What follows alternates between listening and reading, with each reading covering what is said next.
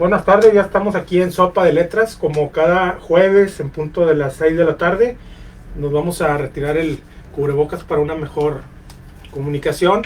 Les recordamos los teléfonos en cabina, el 81 86 03 36 02 y terminación 03, así como nuestras redes sociales en Facebook, Radio UPG, en Twitter, Radio UPG Oficial, nuestra página www.upg.mx, así como en YouTube estamos como Radio UPG, en Instagram Radio UPG Oficial. En cabina ahorita está Tania Villegas. Saludamos a nuestro rector Fernando Garza y a nuestro director de radio, el licenciado Enrique Sánchez. Yo soy Guillermo Gómez, en ausencia de mi compañero Sergio Acosta. Saludo a Andrés Pérez Ustaita. Andrés, ¿cómo estás? Muy bien, un gusto reaparecer aquí en este gran escenario, en esta gran cabina. Y también es un gusto, después de tanto tiempo, saludar al buen amigo Gabriel Contreras, que sabe pero bastante de cultura y que hoy viste de gala esta cabina. Gabriel, ¿cómo estás? Un placer, muchísimas gracias por esta oportunidad, este espacio.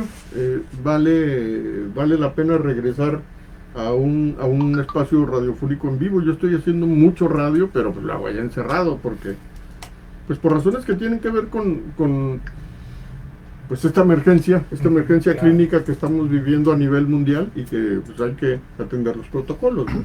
Claro que sí, Gabriel, pues un gusto.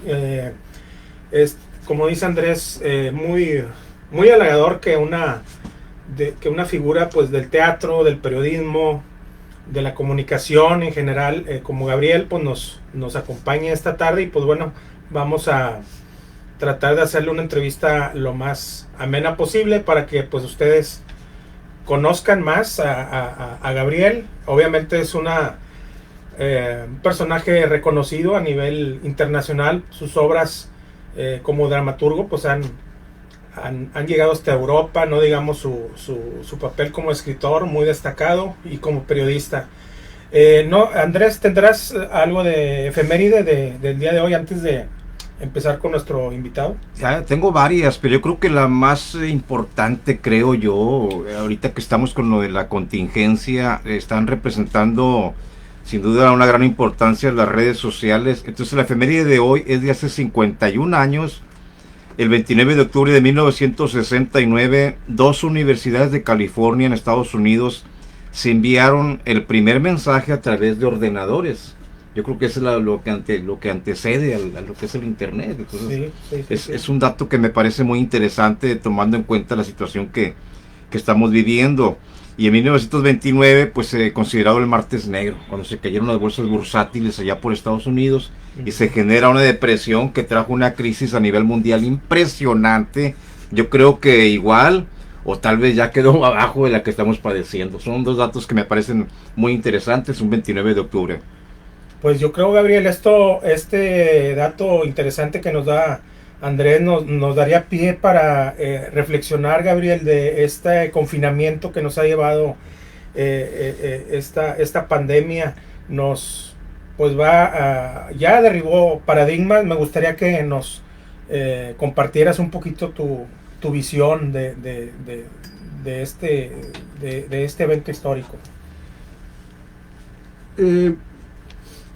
La pandemia que estamos viviendo, que bueno, hay que poner sobre la mesa primero el hecho de que la pandemia es un grado superior de la epidemia.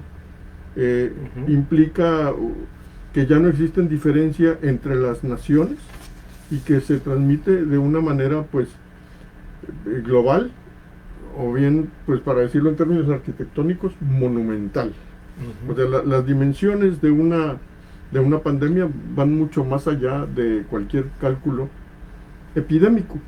Y en este caso, esta pandemia que estamos viviendo, pues es de una alta trascendencia cultural. Y es algo que hay que considerar en perspectiva. ¿A qué me refiero? A que la pandemia del COVID-19 nos confronta con la ruptura de numerosos mitos que nosotros hemos generado a lo largo de la historia. Uno de ellos es el mito del poder del conocimiento médico. El conocimiento médico siempre tiene un cierto grado de soberbia, siempre se considera que el médico tiene un nivel de conocimiento privilegiado, algo que ocurre también con el gremio de los ingenieros. Muchísimos ingenieros consideran que lo que ellos hacen es superior a lo que hacen otros hacedores de conocimiento, porque son ingenieros. Bueno, y a veces es cierto, pero no siempre. En este caso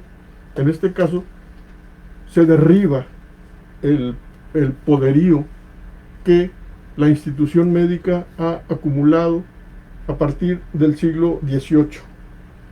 A partir del siglo XVIII, la institución médica pasa a configurar un nuevo orden institucional y adquiere un poder de vigilancia inusitado. O sea, la medicina marca las reglas a partir del desarrollo de una nueva disciplina que es la higiene.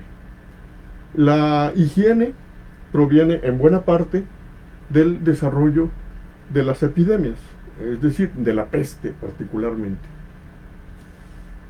La peste y el desarrollo de las enfermedades de carácter bacterial exige o permite que la medicina se ejerza de un nuevo modo.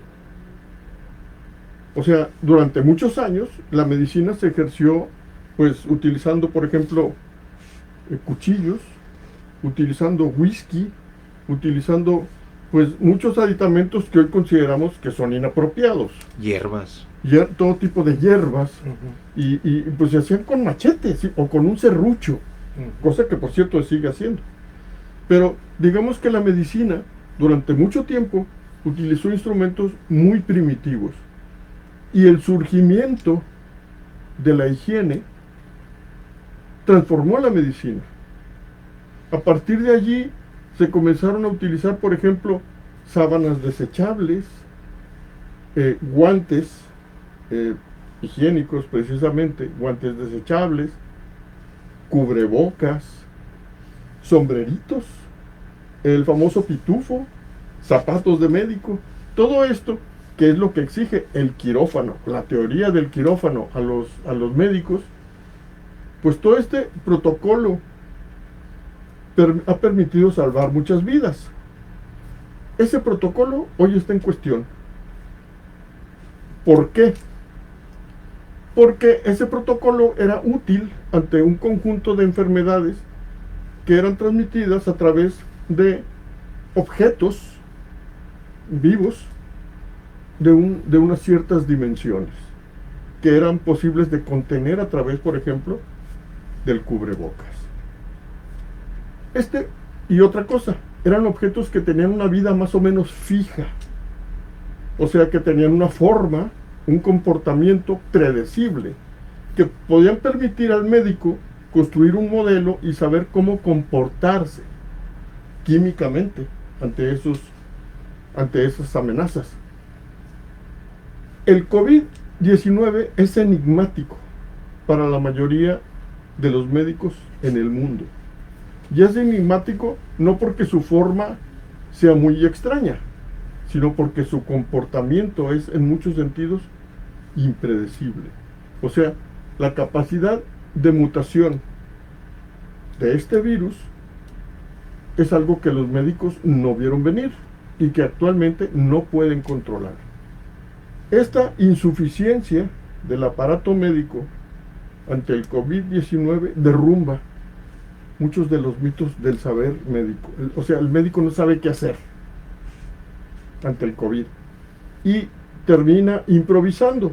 Por eso muchos médicos solucionan las cosas a través de paracetamol, de aislar al paciente, de antibióticos, de cloro, de dióxido de cloro, y cada quien va aplicando lo que puede, porque lo importante es aliviar y luego curar. Entonces, el médico desesperadamente hace lo que puede, y si el el paciente se arregla, lo celebra.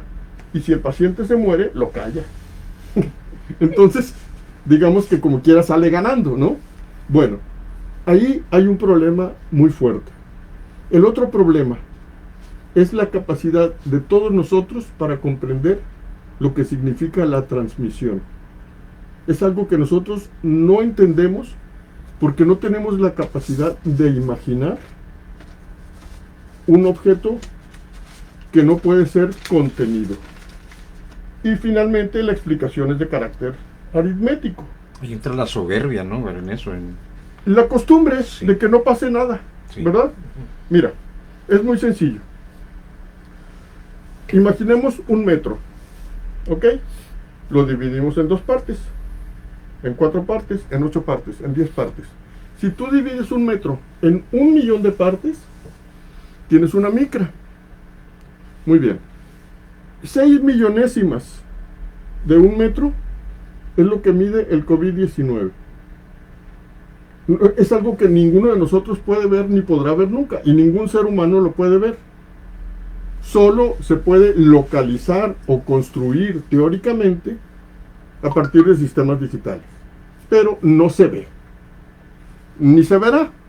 Bueno, es una cosa tan pequeña que nadie la puede ver y ningún filtro, ni siquiera estos N95, lo puede contener, lo puede detener, es imbloqueable. O sea que en realidad uno se enferma o no se enferma por suerte, por buena o mala suerte y por exponerse. O sea, si tú te la pasas dando vueltas en una clínica del IMSS, te vas a enfermar. Es por Sí. probabilidad simple. Sí, sí, claro, si no hay vuelta de hoja. Sí. Entonces, ese es otro factor. El COVID-19 pone a prueba el saber médico y lo derrumba, y pone a prueba nuestra capacidad de comprensión. O sea, si matemáticamente nosotros podemos entender que algo que mide 6 micras, más vale que le tengas miedo, lo vamos a sacar la vuelta. Pero si no, van a decir, pues es muy pequeño, ¿no? Como que no hace daño. A mí se me hace que no me va a dar. Nuestra mente supersticiosa nos dice que no nos va a pasar nada. Y eso, la capacidad de romper nuestra propia superstición, es algo que se pone a prueba. Y hay gente que lo logra entender y gente que no lo logra entender. La gente que no logra entenderlo es mucho más fácil que se enferme. Como ocurre, por ejemplo, con los señores que venden jícamas y los señores que venden naranjas. Durante muchos años ellos vendieron jícamas y naranjas y no se enfermaban de nada. ¿Por qué? Porque su sistema inmunológico, sus anticuerpos se desarrollaban de un modo que no les pasaba nada. Bueno, pues nuestros sistemas inmunológicos están muy desgastados. ¿Por qué? Porque no somos gente que hayamos andado jugando en la tierra, porque no practicamos deportes, porque vamos al Oxxo en carro, porque etcétera. Entonces nuestro sistema inmunológico en general, o sea, colectivamente, es algo muy dañado. Cada vez que tú te sientas en la computadora y te pasas 8 horas allí, estás destruyendo tu sistema inmunológico. Y es lo que hacemos nosotros todos los días. Entonces, hoy vivimos una etapa de depresión inmunológica general. Por tanto, nuestro cuerpo no puede enfrentar algo de este tamaño. Y como nuestra mente dice que no pasa nada, pues peor. Y como el sistema médico no puede, pues peor todavía. Ahora, ¿cuáles son las ventajas que podríamos nosotros obtener de una peste como la que estamos viviendo, de una pandemia como esta? Pues un beneficio igual al que han vivido épocas anteriores, como el surgimiento del Renacimiento, obras como los cuentos de Boccaccio, obras como La peste de Albert Camus, la versión que escribió Gabriel García Márquez para esta obra de Camus que filmó Jorge Fons, y otra cosa muy importante, el desarrollo de nuevos procesos higiénicos. Si tú te fijas en el programa Los Supersónicos, en el programa Perdidos en el Espacio, etcétera, etcétera, en 2001 Odisea del Espacio, La gente usa cascos. Ahí. Sistemáticamente, o sea, no hay excepción. Se usa el casco y punto. Bueno, esa sería una posibilidad. Que nosotros desarrolláramos un sistema que nos permitiera vivir siempre con casco. Sería un beneficio posible de la pandemia. Que nosotros, al no poder generar anticuerpos lo suficientemente eficaces, pasáramos a construir artificialmente una coraza. Sería algo ventajoso que podríamos obtener de esto. Lo otro, el uso de guantes. El uso permanente de guantes. Desechables o bien guantes que se pudieran lavar y que fueran lo suficientemente, digamos, que estuvieran preparados de tal modo que tú pudieras desinfectarlos siempre, etcétera. Otra cosa, la creación de nuevas costumbres, o sea, la desaparición del saludo de mano. Si el saludo de mano desapareciera de la faz de la tierra, habría menos contagios. Y tú dirás, ¿qué estupidez? No, no es una estupidez. Porque yo te pregunto, ¿para qué sirve el saludo de mano? En realidad el saludo de mano no sirve para nada. O sea, podríamos no hacerlo. Claro. Es como el sombrero de copa. Es como la corbata. O sea, a ver, si no existiera la corbata, ¿qué pasaría? No pasa nada. No pasa nada. Oye, Gabriel, ahorita me acordé de ese pasaje de la Biblia, ¿no? Que Jesús recibe el beso de Judas, ¿no? Sí, claro, entonces, sí, ¿cuál sí. saludo? O sea, ¿qué quieres decir con un saludo? O sea, ahora sí que, pues, las intenciones o el comportamiento, pues, es lo principal. Gabriel, ahorita que estás abordando esto de los cambios de costumbres y eso, tú has impartido muchos talleres de creatividad, de innovación, me ha tocado asistir a algunos de ellos. Te lo agradezco Eso muchísimo. también yo creo, Gabriel, está ahorita en la mesa, ¿no? La persona que tenga capacidad para innovar y no depender de asistir a su trabajo o a hacer brindar su servicio, esa también, ahora sí es como dicen, a río revuelto ganancia de pescador. O sea, el que pueda innovar y ser creativo, pues la va a librar, ¿no? Imagínate, ahorita que habló de García Márquez y cosas culturales, novelas, en 100 años de soledad se habla de una peste del sueño. Sí, una epidemia. Y sale una dama ahí que come tierra y todo esto lo ves ahora y ya lo vemos de otro punto de vista a causa del COVID. Ya estamos agarrando otras perspectivas en relación a la pandemia. El COVID tiene que cambiarnos, pero depende de nosotros el poder poner nuestras costumbres en juego y decir, ok, estoy dispuesto a cambiar. Si nosotros no aceptamos ese reto de una manera creativa, de una manera positiva, y decimos, muy bien, pongo mis costumbres en juego y estoy dispuesto a perder mis costumbres con tal de mantenerme vivo. Si nosotros logramos eso, nosotros vamos a poder sobrevivir. Debo ser capaz de decirte, te quiero mucho, te aprecio, pero no te voy a abrazar. Y te muestro mi afecto y te saludo con mucha cortesía, pero no te voy a dar la mano. Entonces tenemos que ser capaces de llegar a ese punto en aras de seguir sobreviviendo. Así es. Bueno, es una cuestión de supervivencia. Me gustaría saludar a las personas que nos están siguiendo, a Sergio Costa, mi compañero en este programa. Saludos. Un gran saludo para Sergio. Alan Huerta. Saludos en el estudio a mis amigos Memo Andrés. Un abrazo para Gabriel, un referente del teatro y la literatura. Un gran ejemplo a seguir. Willy Herrera, un gran amigo, luchador. Silvano. Ángeles Sánchez, la diabólica, un gran saludo hasta la Ciudad de México. Muchas gracias a Angelita y un gran saludo a toda la dinastía. Fernando Arriaga también nos manda saludos. Igualmente, Fer, un gran saludo para ti. Miriam Gallegos nos manda saludos. Pues muchas gracias, hay muy buena audiencia.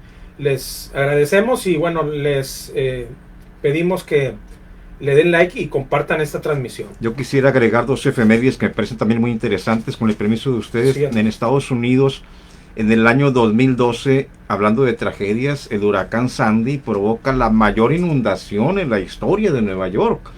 Y en 2015, algo muy interesante, es donde salió el COVID, fue en China. En el año 2015, China rompe con su costumbre de decir, ya nada más van a tener un hijo. En 2015 sale una nueva ley que dice, ya puedes tener 2 hijos. Eso fue hace 5 años, digamos. Okay. Ahí es donde surge en tierras chinas la pandemia que estamos ahorita pues tratando de sobrellevar, mi querido Gabriel. Bueno, antes de que continúe Gabriel con su exposición por demás interesante, Luis, Huicho Pérez nos manda saludos. Un gran saludo para ti, Huicho. La semana pasada nos acompañó. Me gustaría también, Gabo, Muy ahorita buen editor, el Huicho. Claro, Lo sabe. un gran saludo para Aquí todos estamos. los zarigüeyos. En este libro que aquí está de nuestro lado izquierdo, Gabriel, abordas tú en tu participación, ¿verdad? En esta antología, temas pues que yo he visto algo recurrentes, ¿no? En tus podcasts y en tus diferentes programas, que son temas en torno a la cocina y a la gastronomía. Yo creo, Gabo, que ya está migrando, ¿no? La creatividad, la innovación hacia esos campos. Me gustaría que compartieras un poco eso, cómo ves estas ramas, pues, de lo que es la cocina y la gastronomía. ¿Cómo tú ves en esta pandemia esta parte de la actividad humana? Una pregunta muy sencilla para tratar de platicar en ese sentido. ¿Cómo se llaman estos vasitos de sopa que son tan populares? Que Maruchan. Maruchan. Ajá. Bueno, esos vasitos de sopa Maruchan, que les dicen mucho, pues son una fórmula china que si nosotros tratamos de verla en términos panorámicos, te das cuenta de que no es más que pasta. Sí. Pasta italiana hecha por chinos, pero pasta al fin. Ahora, ¿qué es lo importante de la pasta? Lo menos importante de la pasta es el trigo o la sémola. Lo más importante de la pasta es la grasa que tú le pones. Y ahí es donde está el ingrediente creativo. Y ahí está la clave del éxito. O sea, tú tomas pasta. Entonces le pones chorizo, le pones mantequilla, le pones Salsa. queso fundido, salsa, ¿verdad? Puré de tomate. Uh-huh. Y luego, ya así, tú le pones cuadritos de queso panela y le pones queso parmesano y le pones, si quieres, catsup, si quieres. Ya lo convertiste en otra cosa, en algo verdaderamente nutritivo. Y de la pasta no quedó más que el pretexto. En realidad, lo que menos importa de la pasta es la pasta. Exactamente eso es lo que ocurre con la comunicación, con la imaginación, con el teatro, con el cine, etc. Tú ve, por ejemplo, cómo se produce Netflix. Netflix es la gran alternativa de la comunicación en el siglo XXI. Y surge de una insuficiencia que se produce durante el siglo XX.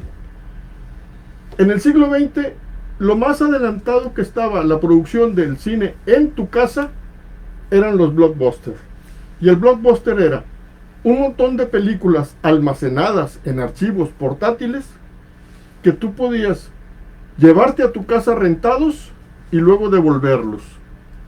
Esos archivos no eran desechables, no eran reciclables, eran muy contaminantes y eran realmente pues toda una molestia, porque implicaban moverte de tu casa.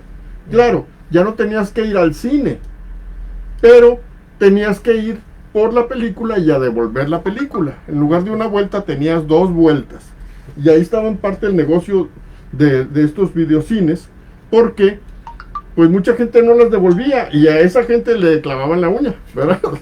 O bien pues los tachaban, pasaban a una lista negra. Bueno, cuando ese sistema da de sí, a alguien se le ocurre que podría hacerlo a través de la banda ancha. Uh-huh. Entonces utilizan el sistema de archivo de la banda ancha y dicen, pues vamos a rellenarlo de películas, ¿no? Uh-huh. Ya que el otro sistema está en verdaderas dificultades. Y transforman el blockbuster en un videocentro que opera a través de la banda ancha. Y le aplican un nuevo sistema que es rentar toda la biblioteca.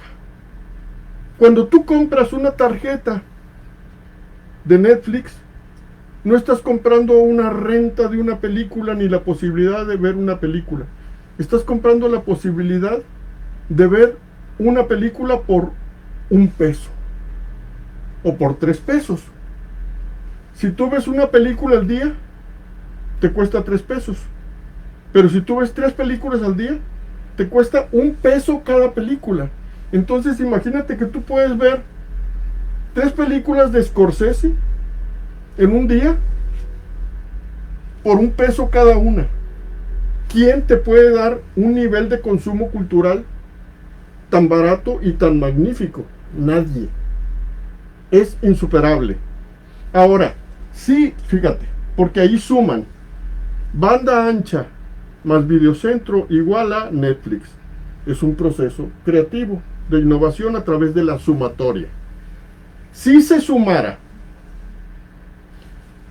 banda ancha más internet más conexión intracerebral, tú podrías comprar un microchip y decir, ay, ¿sabes qué? Dame todas las películas de Stanley Kubrick, ¿sí?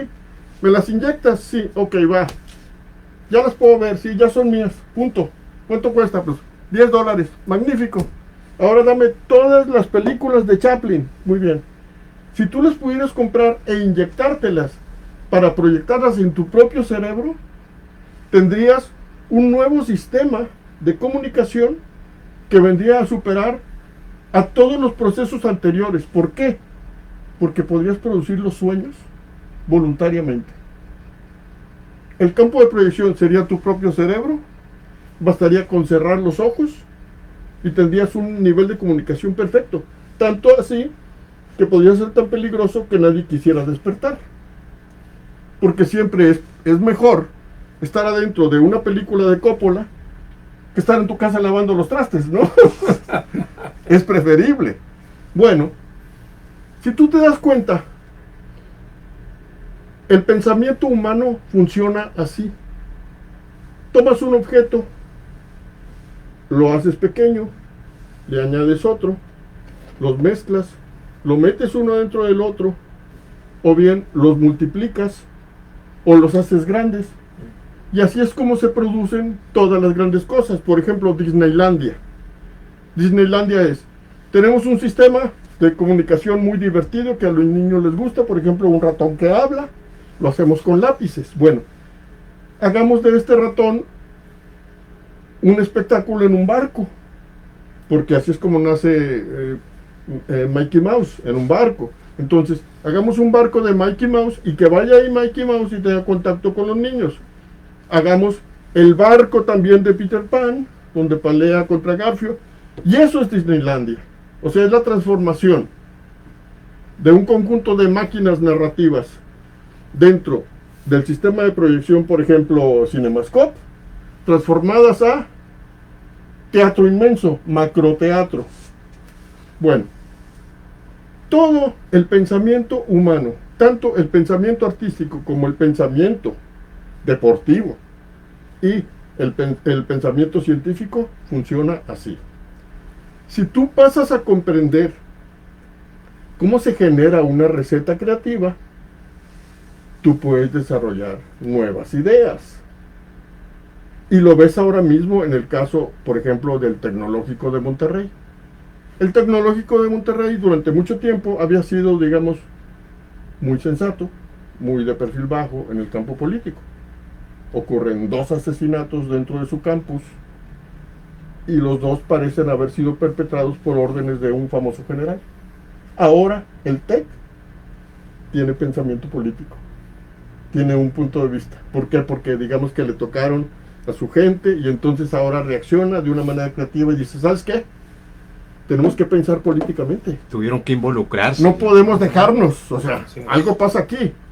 Y eso es bueno para el país, porque de una tragedia produces un conjunto de eventos creativos, inteligentes, que van a hacer del TEC algo nuevo.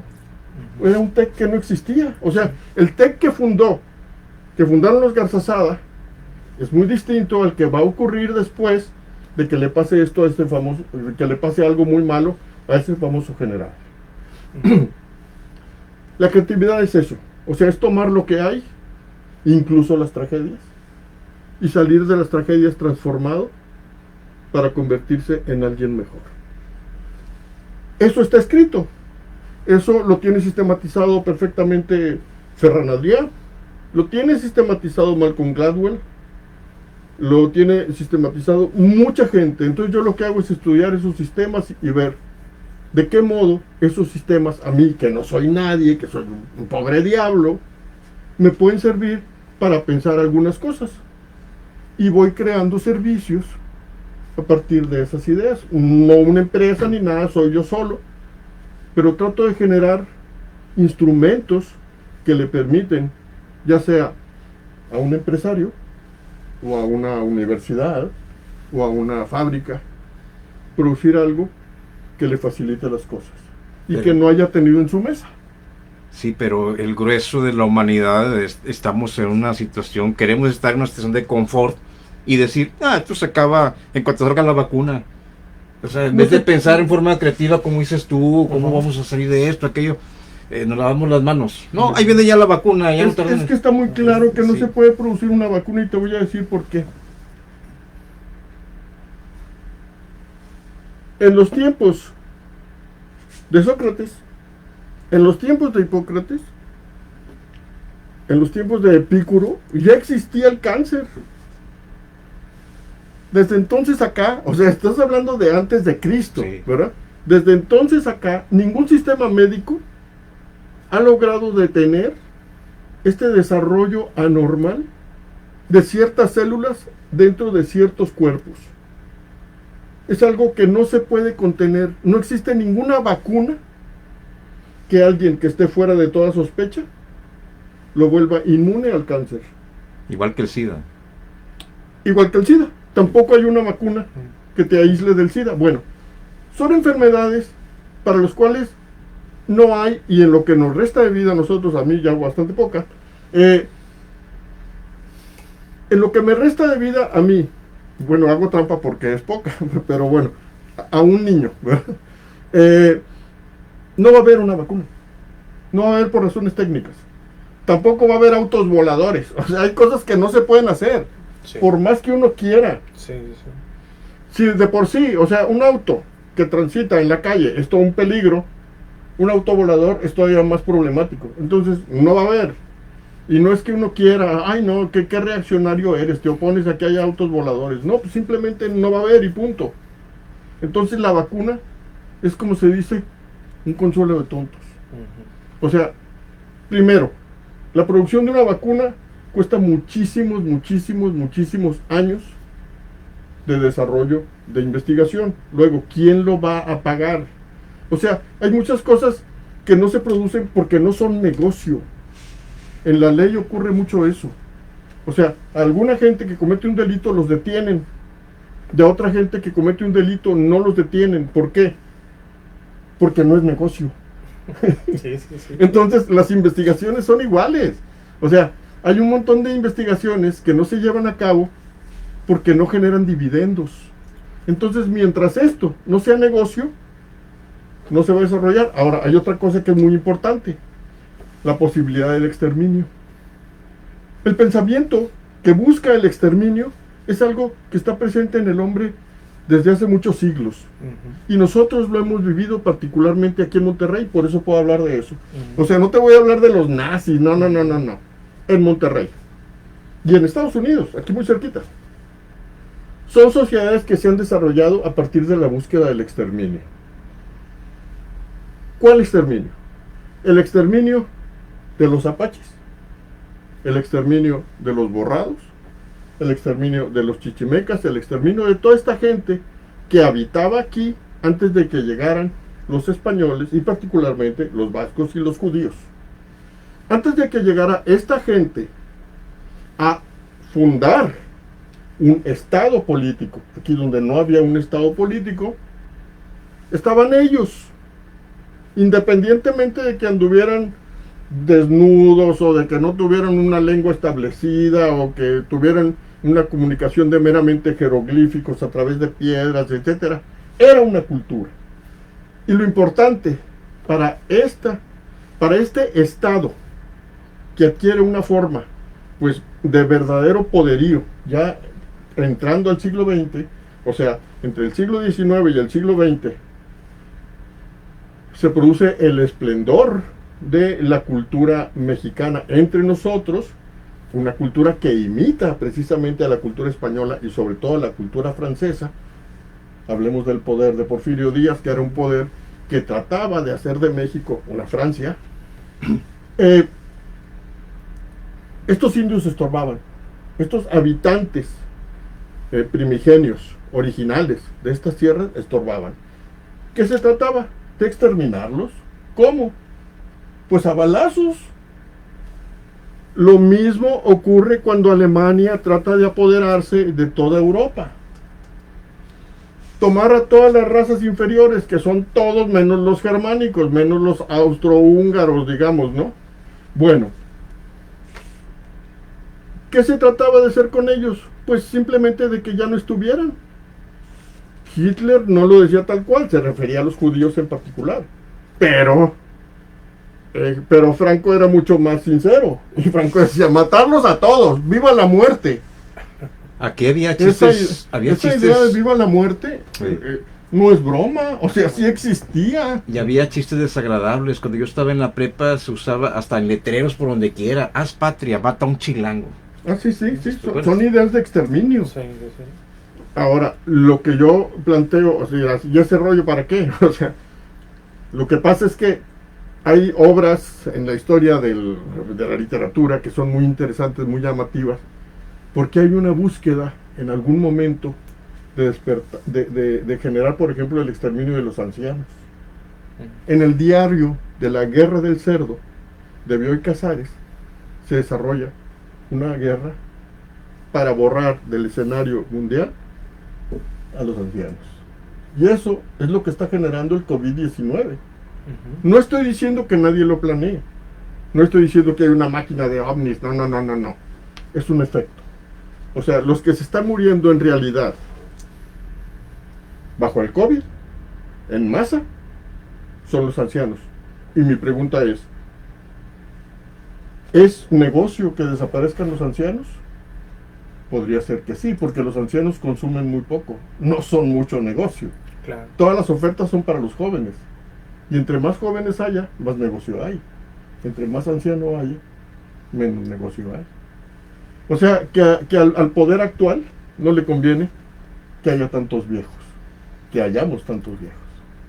Sí, de hecho también se han oído algunas voces en ese sentido, Gabriel y Andrés, en torno a que también las compañías aseguradoras les representa una carga fiscal muy fuerte, una carga económica, ¿no? Sí, es una población pues ya no activa, por lo tanto hay un vamos a decirle en términos económicos, pues hay una, ¿cómo le llaman? Una pérdida, una merma, exactamente. Entonces, pues son teorías no muy alejadas quizás de la realidad, pues finalmente el modelo económico tiene que operar, ¿verdad? Sí, y más allá de que no lo intentaran, o sea, es algo que está ocurriendo. Bueno, pero para evitar la deshumanización también se deben de generar ideas que permitan al anciano seguir subsistiendo. Claro. Porque por ejemplo, la desaparición de la idea de anciano. Sí, aquí tenemos una cultura de que ya está viejo, ya no sirve para nada. No, puede servir, pero hay que buscar la manera. Que ahorita lo que comentaba Gabriel de las tribus originarias precisamente era lo contrario, ¿no? O sea, el anciano, el viejo era el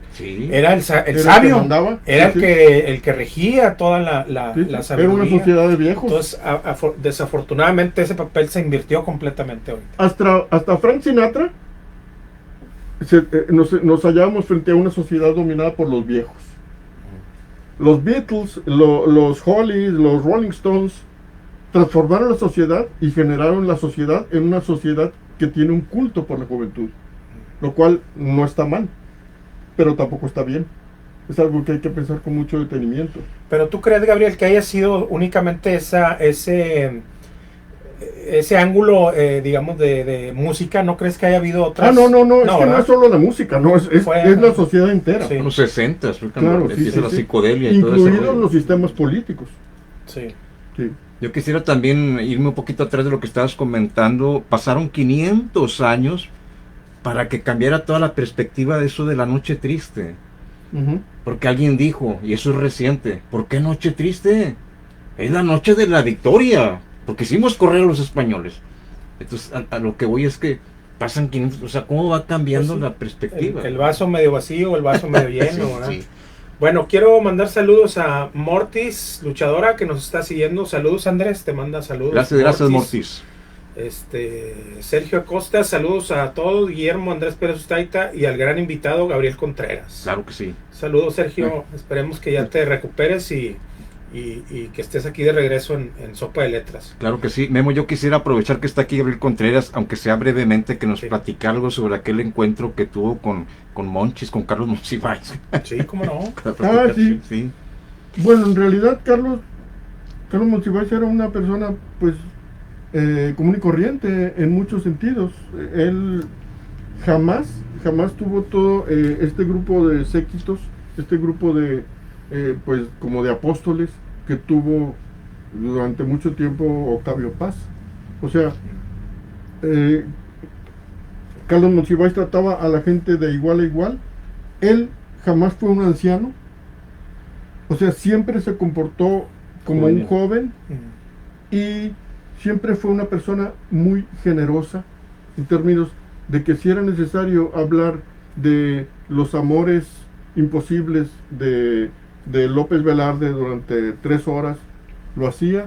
Si era necesario hacer una biografía de Valentín Campa sobre la mesa, la hacía. Si era necesario disgustarse con Octavio Paz y discutir con él a lo largo de 8 números de la revista Proceso por el significado del muralismo dentro de la historia de México, lo hacía. Jamás tacañó, jamás le puso un precio a sus ideas, jamás se vendió y desgraciadamente pues no le tocó ver que estaba muy equivocado al apoyar al gobierno que actualmente dirige México. A la izquierda, ¿no? Sí. Tradicional, que se le conoce. No, es que el gobierno actual no tiene nada que ver con la izquierda, es otra cosa, pero Bueno, era lo es que, otro punto. pues era lo que Era la ilusión, lo que se era la vendía. ilusión, sí, claro, sí. es. Entonces, bueno, yo me divertí mucho platicando en muchas ocasiones con Carlos. Fui a su casa un par de veces, pero en realidad todo el mundo fue a su casa un par de veces o más. Sí. Él tuvo algunos amigos que sí fueron verdaderos amigos de él, como Braulio Peralta, como José Joaquín Blanco, como Luis Zapata. Y es que también Carlos era muy racista en el sentido de que él, pues casi siempre sus amigos eran homosexuales y yo pues no soy homosexual. Entonces no formaba parte de su grupo más cercano, ¿verdad? Carlos era muy, pues muy quisquilloso en ese aspecto. Casi toda la gente, y el mismo Braulio lo sabe, ¿verdad? Sí. Casi toda la gente que estaba en el grupo de amigos de Carlos tenían esa preferencia. Yo también quisiera aprovechar la estancia de Gabriel Contreras, una plática que deleita, en verdad, Gabriel. Viene el Día de Muertos. Toda una cultura que tenemos está despedazada por culpa de ese bicho. ¿Cuál es tu concepto sobre esto, tu opinión, tu comentario, Gabriel? El Día de los Muertos, que no es una exclusividad de México. O sea, el Día de los Muertos en Dublín, entre la gente británica, etcétera, entre muchas tribus africanas, existe un trato directo con los espíritus. En la misma cultura norteamericana existe también una tradición valiosa. Pero nosotros, gracias a un fenómeno que se desarrolla en un punto de cruzamiento entre las culturas prehispánicas y las culturas que van hacia el siglo XX, en ese punto de cruzamiento pictórico entre los dioses de la muerte y la calavera de Posada, generamos una imagenología o un imaginario de la muerte que se ubica particularmente en territorios como Michoacán.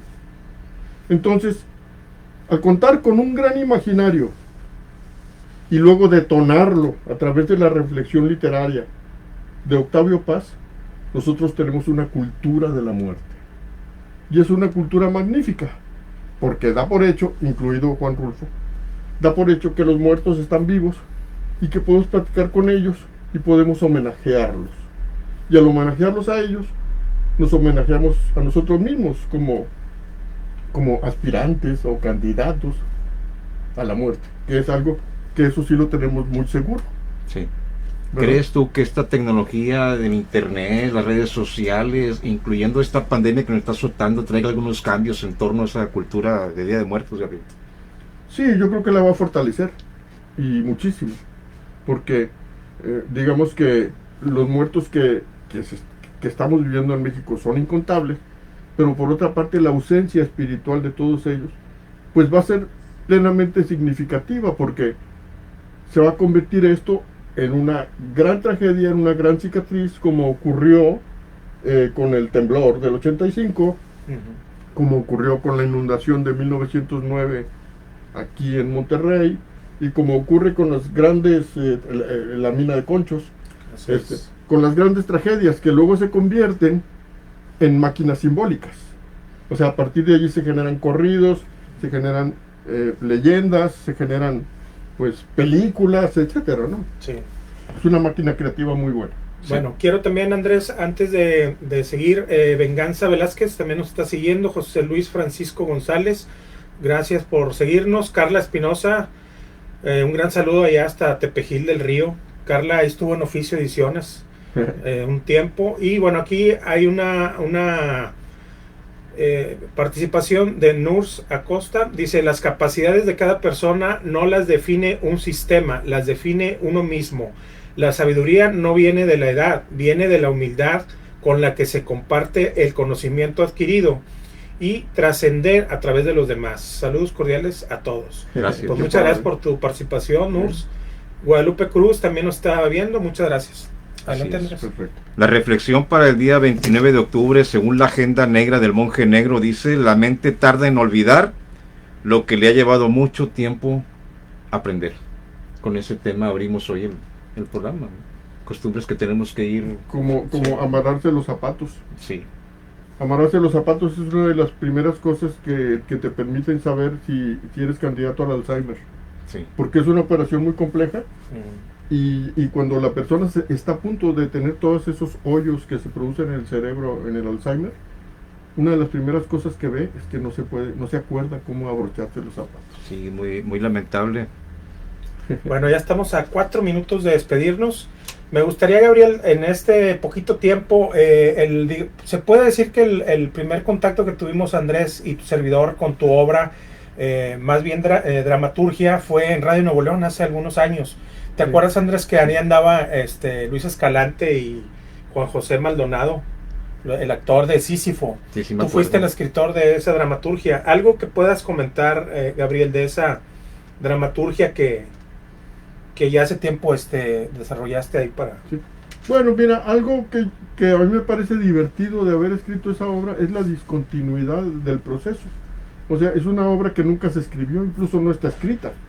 Cada vez que nosotros nos juntábamos íbamos creando una rutina, y luego a partir de esa rutina, que normalmente era una rutina física, pues Juanito, el mismo Luis, Salvador, yo, todos íbamos sí, discutiendo, íbamos tratando de darle una lógica, lo que es una curva dramática a cada una de esas pequeñas historias, y así como microtextos fue desarrollándose. Por eso es una obra verdaderamente absurda, porque no cuenta nada. Como absurda... O sea, cuenta un montón de cosas, pero no cuenta nada. Entonces, bueno, ¿y qué? ¿Por qué esto? Porque es ¿Qué absurdo. tiene que ver esto? Nada, no tiene que ver nada.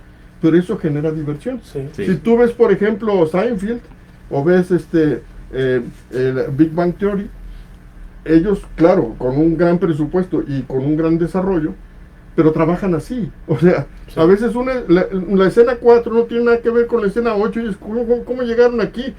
Pues divirtiéndose y generando las escenas sueltas. Es un proceso muy difícil, porque también puedes hacer el ridículo para siempre, ¿verdad? Pero corres el riesgo de también hacerlo bien. Y Sísifo, yo creo que independientemente de que no tuvo éxito, es una obra que a mí me gustaría ver. Muy entretenida, muy A mí me divertida. gustó verla. Pero yo creo que es muy relativo eso de éxito, Gabriel. A mí en lo particular, yo creo que a Andrés también nos hizo reflexionar muchas cosas, ¿no? Sí. Porque se habla de un crimen muy, muy escandaloso. Muy terrible. Sí, pero que tan terrible es que lo toman de una perspectiva completamente inesperada. Entonces eso como que te despierta la... Bueno, es que es el crimen contado desde la mente de un imbécil. Sí. O sea, para nosotros es un crimen. Sí. Pero para el imbécil que lo cometió, no, o sea, simplemente le moché las patas. ¿Qué Porque tiene de no cabía malo, en no? el carrito de los elotes, ¿no? Sí, Hasta los sí, reporteros y se es- ríen cuando está Sí, dando la y declaratoria. es que el imbécil vive en otro mundo, que es muy distinto al de nosotros. Y no es que él sea imbécil, es que somos distintos, nada más. Así. Nosotros lo vemos como inferior, pero no es inferior, es otro escenario el suyo. Yo quisiera despedirme con algo absurdo tocante a Radio Nuevo León cuando estaba ahí con mi programa de lucha libre. Pasan por fuera de la cabina Luis Escalante y los actores, les hablamos y cambió todo el... Sí, fue algo. Inventaron otra cosa. Las fabulosas coincidencias, ¿no? Que cambian el rumbo. Sí. Pues bueno, ya nos tenemos que ir, Gabriel. Siempre es un placer compartir tiempo. Tania. Contigo. Un placer, ¿eh? Hasta luego. Muchas gracias a nuestros seguidores, Andrés también. Muchas gracias. Muchas gracias a ustedes y aquí estaremos a las órdenes. Gracias. Nos Gracias, vemos. señores. Hasta El muy próximo pronto. jueves los esperamos. Muchas gracias. Bye. Nunca hablamos de lo que dijiste.